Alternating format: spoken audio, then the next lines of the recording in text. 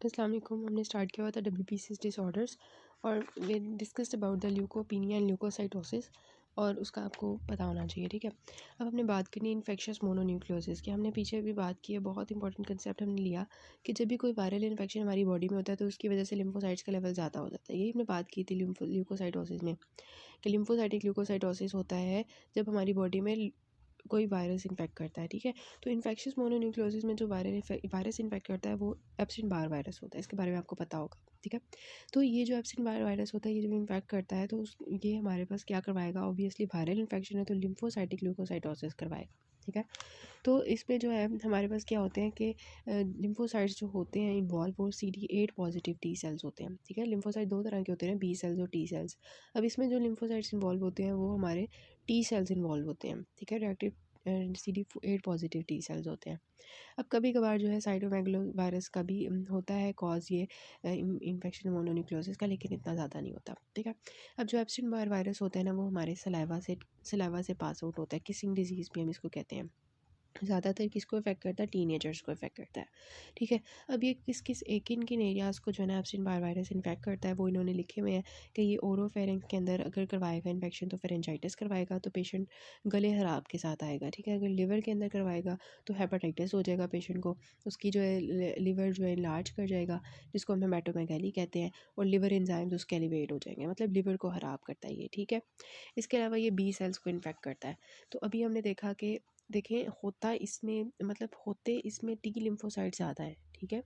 मतलब कि T lymphocyte react करने के लिए, इसके खिलाफ लड़ने के लिए आ रहे होते हैं। बी सेल्स इसके खिलाफ लड़ने के लिए नहीं आ रहे होते क्योंकि ये बी सेल्स को इन्फेक्ट कर रहा होता है, ठीक है। बी सेल्स को इसने इन्फेक्ट करना है, लड़ना इनके साथ किसने है, टी सेल्स ने। ये बहुत इंपॉर्टेंट कॉन्सेप्ट है, ठीक है। अब इसकी वजह से जो हमारे पास बॉडी में नॉर्मेलिटीज़ आती हैं वो ये आती हैं कि हमारी पूरी बॉडी में जनरलाइज लिम्फेडिनोपैथी हो जाती है, ठीक है। क्यों होगी, क्योंकि हमारे लिम्फ नोड्स इन्वॉल्व हो रहे हैं। हमारे टी सेल्स और बी सेल्स कहाँ होते हैं, हमारे लिम्फ नोड्स के अंदर होते हैं, ठीक है। तो वहाँ पे हमारे पास जो है अब ये बात करते हैं कि दरअसल पता क्या होता है, ये हमारा लिम्फ नोड है ना, तो लिम्फ नोड का आपको स्ट्रक्चर पता होगा कि बिल्कुल बाहर जो है वी हैव द कॉर्टेक्स, ठीक है। उसके बाद हमारा पैरा कॉर्टेक्स होता है और उसके अंदर हमारा मेड्यूला होता है, यही बात होती है ना। अब जो हमारा कॉर्टेक्स होता है ना वहाँ पे एक्चुअली हमारे बी लिम्फोसाइट्स होते हैं, ठीक है। जो हमारा पैरा कॉर्टेक्स होता है वहाँ पे हमारे टी लिम्फोसाइट्स होते हैं, ठीक है। तो अब होता क्या है कि क्योंकि हमारा एप्सिन बार वायरस आया ना अंदर, एप्सिन बार वायरस आया है, तो मैंने आपको बताया कि एप्सिन बार वायरस के खिलाफ जो लड़ने वाले सेल्स होते हैं वो टी सेल्स होते हैं।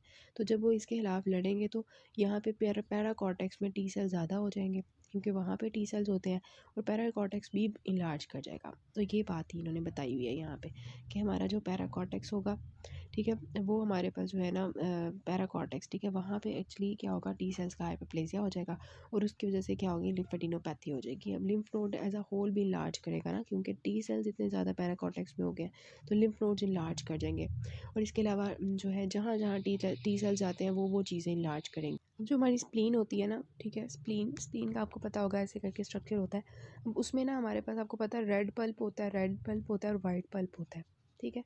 अब यहाँ पे करके ना आपके पास एक जो आर्टरीज़ होती है ना, आर्टरीज़ होती हैं उनके इर्द गिर्द ना एक शीथ होती है जिसको हम कहते हैं पेरी आर्टेरियोलर लिम्फेटिक शीथ होती है ना, ठीक है। तो जो पेरी आर्टेरियल लिम्फेटिक शीथ होती है ना उसको पाल्स कहते हैं। वहाँ पे एक्चुअली हमारे टी सेल्स आते हैं, ठीक है। तो ऑब्वियसली टी सेल्स जो हैं वो हमारी बॉडी में ज़्यादा होंगे रिएक्ट करने के लिए एप्सिन बार वायरस के खिलाफ, तो वो यहाँ पे ज़्यादा हो जाएंगे, ठीक है। उसकी वजह से क्या होगा, जो हमारी पेरी आर्टेरियल लिम्फेटिक शीट होगी वहाँ पे क्या हो जाएगा, वो ज़्यादा हो जाएगी ना, तो हमारी स्प्लीन भी लार्ज कर जाएगी, ठीक है। तो सिंपल सी बात है कि हमारे पास क्या होगा, एक तो जनरलाइज लिम्फेडिनोपैथी होगी लिम्फ नोड्स की इन्लार्जमेंट की वजह से, प्लीनोमेगाली होगी क्योंकि टी सेल्स हाइपरप्लेसिया हो गया पेरी आर्टेरियल लिम्फेटिक शीट में, ठीक है। और हाई WBC काउंट होगा, और इस तरह के सेल्स होंगे एटिपिकल सेल्स होंगे क्योंकि टी सेल्स बन रहे ज़्यादा हैं लेकिन वो एटिपिकल है, अच्छे वाले नहीं बन रहे। कोई भी चीज़ ज़्यादा होना शुरू हो जाती है ना, फजूल किस्म की बनती है फिर, ठीक है। तो ये बात होती है, सिंपल सी बात है। इन्फेक्शियस मोनोन्यूक्लियोसिस में वायरस आया हुआ है, एप्सिन बार वायरस, उसके खिलाफ लड़ने के लिए टी सेल्स आए हुए हैं। टी सेल्स जहाँ जहाँ गुजरेंगे वहाँ वहाँ लार्जमेंट कर देंगे लिम्फेडिनोपैथी, स्प्लीनोमेगैली, ठीक है, और एटिपिकल बनना शुरू हो जाएंगे, ठीक है। और एप्सिन बार वायरस कहाँ कहाँ पे इन्फेक्शन करता है, ओरोफेरिंक्स, लिवर में और बी सेल्स में करता है, ठीक है। अब हमने करनी है इसकी कि एप्सिन बार वायरस किसी को है कि नहीं, उसके लिए हमने स्क्रीनिंग करनी होती है, तो उसके लिए मोनोस्पॉट टेस्ट करते हैं, ठीक है। ये जो मोनोस्पॉट टेस्ट होता है ना, ये हमारी हमारी बॉडी में जब एप्स्टीन बार वायरस आता है ना, तो उसके खिलाफ जो एंटीबॉडीज़ बनती हैं, आईजीएम एंटीबॉडीज़, उनको ये डिटेक्ट कर रहा होता है, ठीक है। अब ये जो आईजीएम एंटीबॉडीज़ होती हैं ना, ये क्रॉस चेक करती हैं हॉर्स या शीप आरबीसीज़ के साथ। मतलब जो हमारी एप्स्टीन बार वायरस के खिलाफ आईजीएम एंटीबॉडीज़ बनती हैं ना, अगर उनके सामने जो है हॉर्स या शीप का आरबीसी रख दिया जाए ना, तो वो इनके साथ भी रिएक्ट करना शुरू कर देती हैं। तो इस वजह से इनका नाम हम कहते हैं हेट्रोफाइल एंटीबॉडीज़। हेट्रो मीन्स के अदर, ठीक है। हेट्रो मीन्स के अदर, अदर लविंग, मतलब कि वो ऐसी एंटीबॉडीज़ हैं जो दूसरों को पसंद करती हैं, ठीक है। तो आईजीएम एंटीबॉडीज़ जो होंगी, जो इनके खिलाफ बनेंगी एप्स्टीन बार वायरस के खिलाफ, वो हॉर्स या शीप आरबीसीज़ के साथ रिएक्ट करेंगी। तो इससे हमें ये मोनोस्पॉट टेस्ट से हमें पता चल जाता है कि ये जो आईजीएम एंटीबॉडीज़ इसके अलावा बनी हुई है एप्स्टीन बार वायरस की, इसके ह्यूमन के अंदर ये वाला इन्फेक्शन हुआ हुआ है। और ये जो टेस्ट होता है, ये एक हफ्ते के अंदर जो है ना, इन्फेक्शन के 1 हफ्ते के बाद पॉजिटिव हो जाता है, ठीक है। उसके बाद ये होता है कि अगर तो हमारा टेस्ट जो है वो नेगेटिव आ रहा है, मोनोस्पॉट टेस्ट नेगेटिव आ रहा है, लेकिन हमें पक्का श्योर है कि यार इसके अंदर इन्फेक्शन मोनोन्यूक्लियोसिस हुआ हुआ है, ठीक है। तो उसको फिर हम ये कहेंगे कि यार इसको जो है ना एप्स्टीन बार वायरस का इन्फेक्शन नहीं है, क्योंकि हमने आईजीएम एंटीबॉडी जो है ना वो उसका टेस्ट किया और वो नेगेटिव आया। तो फिर हमें पता है ना कि जो इन्फेक्शस मोनोन्यूक्लियोसिस होता है, उसके 2 कॉजेज़ होते हैं, एक एप्स्टीन बार वायरस है और एक जो है साइटोमेगालो वायरस है। तो अगर आपके पास कोई ऐसा पेशेंट आता है ना, जिसके अंदर आपको मोनोस्पॉट टेस्ट नेगेटिव मिलता है, लेकिन उसको इन्फेक्शस मोनोन्यूक्लियोसिस के साइंस हैं, तो आप ये सोचोगे कि उसके अंदर ये वाला इन्फेक्शन हो सकता है, साइटोमेगालोवायरस, ठीक है। तो इसका आपको डिफरेंस पता होना चाहिए कि साइटोमेगालोवायरस में नेगेटिव मोनोस्पॉट टेस्ट आता है, ठीक है। उसके बाद ये है कि अगर तो हमें नहीं कंफर्म हो रहा मोनोस्पॉट टेस्ट है, तो हम जो क्या करते हैं कि जो वायरस का जो हमारे पास डेफिनेटिव डायग्नोसिस यही होता है कि हम सीरोलॉजिकल टेस्टिंग कर लें और जो एप्स्टीन बार वायरस का जो दरमियान वाला कैप्सिड है, उसको ही हम डिटेक्ट कर लें, ठीक हो गया। अच्छा ये देखें, ये इन्फेक्शस मोनोन्यूक्लियोसिस है और इसमें आपको ये जो है एटिपिकल टी लिम्फोसाइट्स नज़र आ रहे हैं। इनका न्यूक्लियस देखें कितना बड़ा है, ठीक है। न्यूक्लियस बहुत ज़्यादा बड़ा है, ब्लू कलर के आपको नज़र आ रहा है। ये इर्द गिर्द आपको इन्होंने आरबीसीज दिखाए हुए हैं और उन्होंने आपको कहा हुआ है कि दरअसल नोट करें size of the T lymphocytes, compare करें उनको आरबीसीज के साथ, ठीक है। तो आरबीसी से इतने बड़े हैं, लार्जर लार्जर जो है इनका न्यूक्लियस है देन द आरबीसीज, और टी लिम्फोसाइट्स एटिपिकल से बने हुए हैं और ये इनका सीन है एटिपिकल लिम्फोसाइटोसिस का। अब ये इसके अलावा ये देखें कि जो है ये हम आगे इसकी कॉम्प्लिकेशंस देखते हैं। देखिए मैंने आपको बताया स्प्लीन बहुत ज़्यादा लार्ज कर जाती है, क्योंकि टी लिम्फोसाइट जो है पेरी आर्टेरियो लिम्फेटिक शीट्स में ज़्यादा हो जाते हैं, हाइपरप्लेसिया हो जाता है ना उनका। तो स्प्लीनोमेगाली इतनी ज़्यादा हो जाती है कि स्प्लीन रप्चर कर जाती है इन लोगों की, ठीक है, इन्फेक्शस मोनोन्यूक्लियोसिस की। अच्छा इसकी कॉम्प्लिकेशंस क्या हो सकती हैं? कॉम्प्लिकेशन ये हो सकती है कि स्प्लीन रप्चर का जो है ना रिस्क ज़्यादा हो जाता है। पेशेंट्स जो है उनको ये कहा जाता है कि आप अपनी जो है वो कॉन्टैक्ट स्पोर्ट्स ना करें, ठीक है, मतलब एक दूसरे के साथ कॉन्टैक्ट ना रखें, ठीक है। उसके बाद ये है कि रैश जो है, अगर तो एम्पिसिलिन हम इनको देखते हैं तो उसकी रैश हो सकती है। अब ये हो सकता है कि डोरमेंसी हो जाएगी वायरस की, बी सेल्स को इन्फेक्ट करते हैं ना, ठीक है। तो ये होता है कि जो हमारे बी सेल्स के अंदर, ये बी सेल्स हैं हमारे, तो इनके अंदर ये जो है ना एप्स्टीन बार वायरस बैठा हुआ है, या एप्स्टीन बार वायरस बैठा होता है, तो वहाँ जाके ना डोरमेंट मतलब सो जाता है जाके, ठीक है। जिसकी वजह से ये होता है कि हमें नहीं पता होता कि इस बंदे के अंदर बी से मतलब ये इन्फेक्शस मोनोन्यूक्लियोसिस हुई हुई है, क्योंकि वो बी सेल्स के अंदर जाके वायरसेस सो गए। अब ये हो सकता है कि या तो ये कन्वर्ट हो जाए बी सेल लिम्फोमा में, मतलब कि बी सेल्स का कैंसर स्टार्ट कर दे, ठीक है। बी सेल लिम्फोमा कर सकता है, या दूसरा ये कि रिकरेंस कर सकता है, ठीक है। स्पेशली अगर वो इम्यूनो डेफिशिएंट हो जाते हैं लाइफ टाइम में, बाद में जाके एचआईवी उनको हो जाती है या किसी भी तरह इम्यूनो सप्रेशन होती है, तो ये जो एप्स्टीन बार वायरस होता है डोरमेंट हुआ होता है, ये रिकर हो सकता है या वह लिम्फोमा में कन्वर्ट हो सकता है, ठीक है। तो ये था हमारे पास all about the infection mononucleosis. बहुत ईजी कॉन्सेप्ट था इसका कि एक्चुअली हमारे एप्स्टीन बार वायरस का उसके खिलाफ टी सेल्स लड़ने आ गए, उसने बी सेल्स को इन्फेक्ट किया हुआ था और मोनोस्पॉट टेस्ट हमने किया डायग्नोसिस के लिए, उसकी एंटीजन देखी, ठीक है। उसके बाद हमने देखा कॉम्प्लिकेशन में स्प्लीन रप्चर कर सकता है ये, और इसके अलावा बी सेल लिम्फोमा में या रिकरेंस हो सकती है इसकी, ठीक है। अच्छा उसके बाद एक्यूट ल्यूकीमिया आ जाता है। एक्यूट तो ये हमने देखा था ना कि haematopoietic stem cell CD34 positive होता है, myeloid stem cell lymphoid stem cell बनाता है, ठीक है। और इसमें से फर्दर हमने देखा था कि माइलॉइड स्टेम सेल जो है आगे एरिथ्रोब्लास्ट, माइलोब्लास्ट, मोनोब्लास्ट, माइक्रोक्लोरोब्लास्ट बनाता है, और lymphoid stem cell B lymphoblast और टी लिम्फोसाइट लिम्फोब्लास्ट बनाता है। अब हमने पढ़ना है एक्यूट ल्यूकीमिया, ध्यान से सुन लें।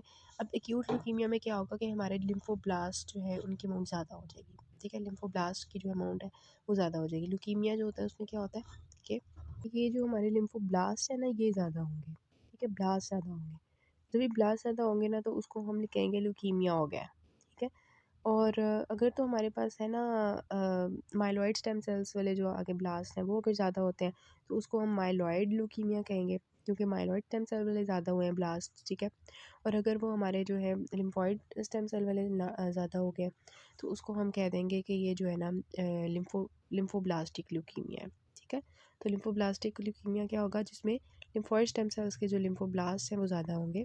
और माइलो जो हमारे पास है माइलॉइड ल्यूकीमिया, उस माइलोजेनिक ल्यूकीमिया उसमें माइलॉइड स्टेम सेल्स के ब्लास्ट ज़्यादा होंगे, ठीक है। तो ब्लास्ट ज़्यादा हो जाएंगे। अब इनका ये होता है कि अगर तो लिम्फोब्लास्ट ज़्यादा हो जाते हैं ना, यहाँ पे मोस्ट कॉमन यहाँ ये एएलएल में ये ज़्यादा कॉमन होता है।